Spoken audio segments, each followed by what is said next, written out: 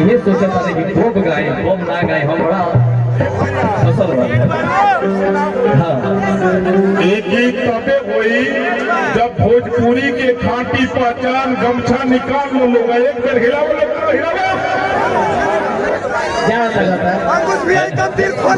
Public के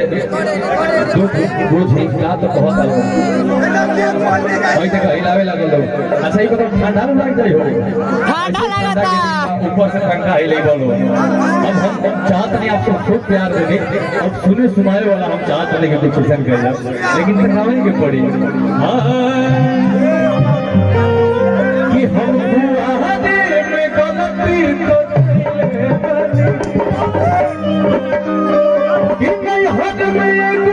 कुछ कल रहूं ना कि पियवा के कसम सच बोलो पियवा के कसम सच बोलो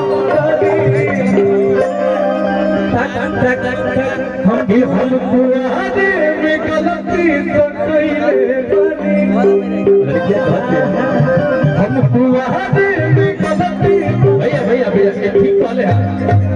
विकास भैया ठीक वाले हैं। ये गीत ऐसे ना होके के चाहिए इतना सस्ता गीत मत बनाओ के रखे। एक बार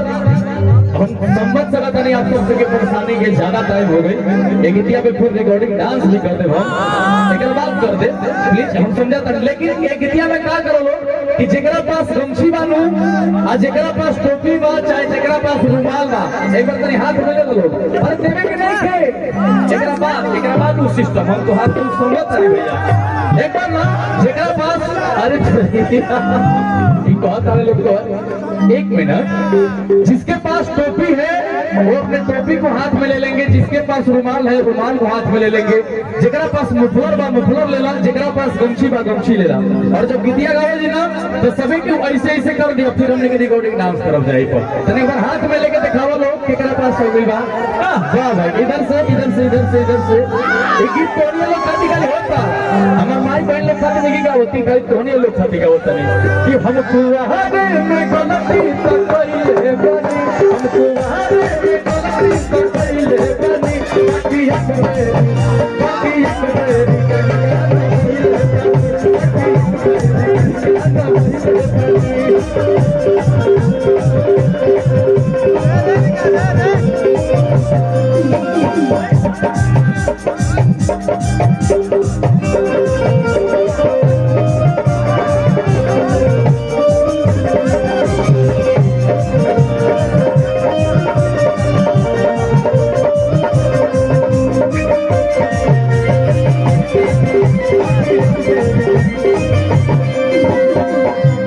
भूला जा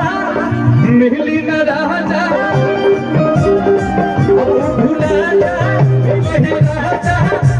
उमरिया में हमारा से भूल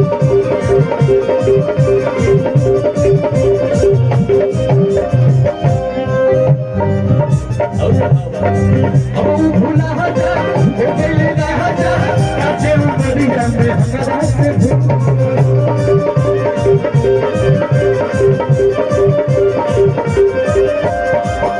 भैया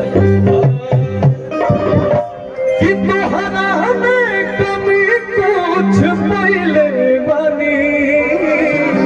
कि तोहरा हमें कमी कुछ पहले बनी कि हम तुम्हारे पे गलती तो पहले बनी कि अच्छा ना भैया जो गाना पहले वाली 2 आइल रहे ओकरा के तरह सुनाओ कि कोनो पिछला जन्म के करम कहिले बारू ए हो कहिले बारू तुम ये बात मत बोलो भैया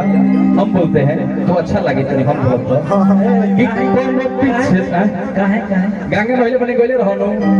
तू केसरे हमरा के दो कि कोनो पिछला जन्म के करम कहिले बारू तबे हमारे नियन महाराज